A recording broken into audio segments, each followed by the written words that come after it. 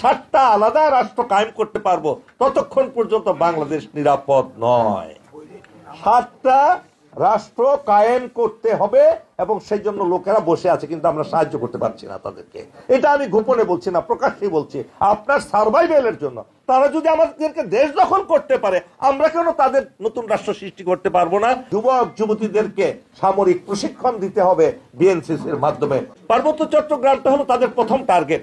এটাকে তারা নিয়ে নিতে পারলে বাকি অংশটুকু নেওয়া খুব সহজ হয়ে যাবে। প্রথমত বাংলাদেশে তাদের নিজস্ব রাজনৈতিক দল সৃষ্টি করেছে।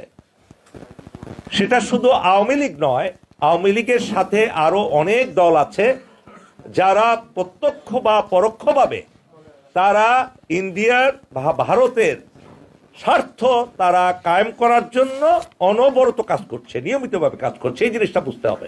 প্রথমত ভারতীয় দালাল দল তৈরি করেছে, রাজনৈতিক দল। তারা সেখানেই শেষ করেনি, তারা প্রশাসনে তাদের লোক ঢুকিয়েছে, আমাদের সামরিক বাহিনীতে তাদের লোক ঢুকিয়েছে, পুলিশে লোক ঢুকিয়েছে, দেশের সকল অঞ্চলে তাদের লোক আছে।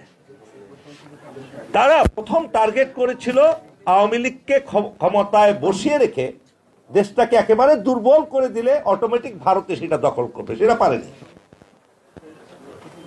এর ছাড়াও তাদের ব্রিগেডিয়ার জেনারেল আব্দুল্লাহিল আমান আজমি বলেছেন পার্বত্য চট্টগ্রাম সমস্যা। পার্বত্য চট্টগ্রামটা হলো তাদের প্রথম টার্গেট। এটাকে তারা নিয়ে নিতে পারলে বাকি অংশটুকু নেওয়া খুব সহজ হয়ে যাবে। অলরেডি তারা শুরু করেছে আমাদের 22 কিলোমিটার যে একটা চিকেন নেক আছে সেটাকে বড় করার জন্য। এখন এর থেকে বাঁচার উপায় কি? আমাদের করণীয় হলো 36 জুলাই যেভাবে আমরা আন্দোলন করেছি, দালাল ছাড়া সবাই ঐক্যবদ্ধ হয়েছি না আমরা? এইভাবে আমাদের সকলকে প্রথমত ভারতের বিরুদ্ধে অবস্থান গ্রহণ করতে হবে। সেই নতুন প্রতিবেশী আমরা তৈরি করার মাধ্যমেই আমরা এই বাংলাদেশকে একটি স্বাধীন সার্বভৌম রাষ্ট্র হিসাবে কায়েম করতে পারবো।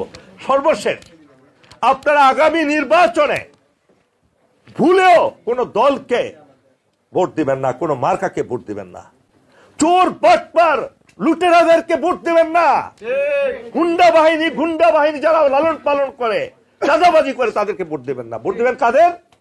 300 আসনে যোগ্য, সর্বোচ্চ যোগ্যতা সম্পন্ন, দেশপ্রেমিক, ইমানদার এইদেরকে যদি আপনারা নির্বাচিত করতে পারেন এবং আমলাদেরকে যারা পরিচালনা করার সক্ষমতা রাখে তাদেরকে যদি নির্বাচিত করতে পারেন, বিশ্বাস করেন আগামী 5 বছরে এই দেশ একটি শক্তিশালী উন্নত দেশ হিসাবে আবির্ভূত হবে।